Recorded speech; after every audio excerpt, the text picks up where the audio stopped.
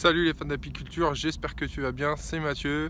Aujourd'hui, comme tu peux le voir, on est ressorti, nous sommes au rucher et comme tu vois derrière moi, la météo n'est plus très clémente avec nos amis les abeilles puisque nous sommes mi-décembre.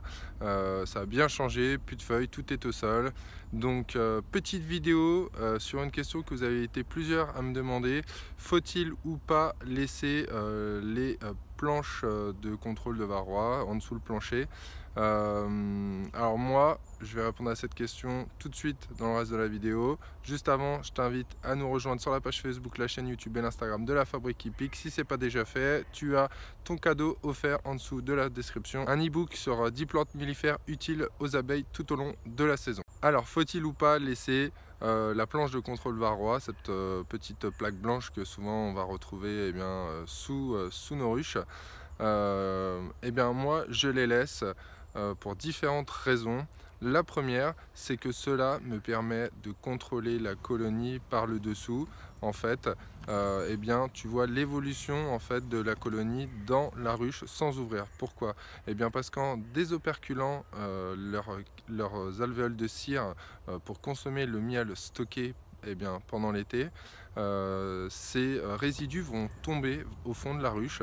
Et si tu as un plancher aéré totalement et que tu as encore cette planche de contrôle sous la ruche, ça va te permettre de voir où est située la colonie dans la ruche et aussi tout simplement si elle consomme ou pas du miel. Deuxième raison pour laquelle je laisse cette planche en dessous, vu que j'ai des planchers quasiment totalement aérés, ça me permet de limiter entre guillemets un petit peu l'air frais de l'hiver dans la ruche.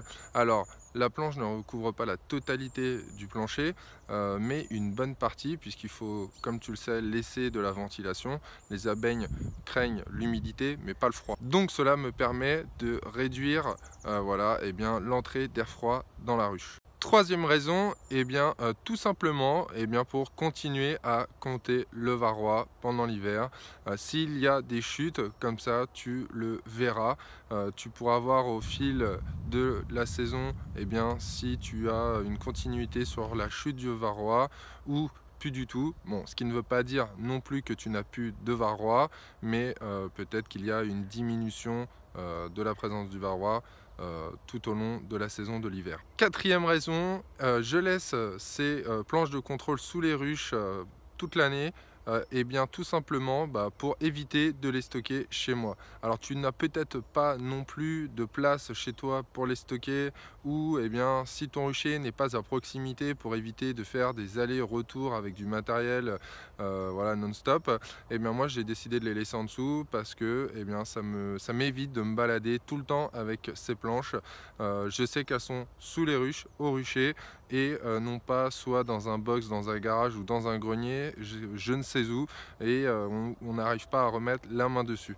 Voilà, alors ce fut une courte vidéo, je t'ai donné moi les 4 raisons pour lesquelles je laisse ces planches sous les ruches pendant l'hiver. Si la vidéo t'a plu, n'hésite pas à liker et à partager, à mettre le petit pouce bleu en dessous de la vidéo. N'oublie pas de télécharger ton e-book offert dans la description et je te dis à bientôt sur une prochaine vidéo. Ciao ciao.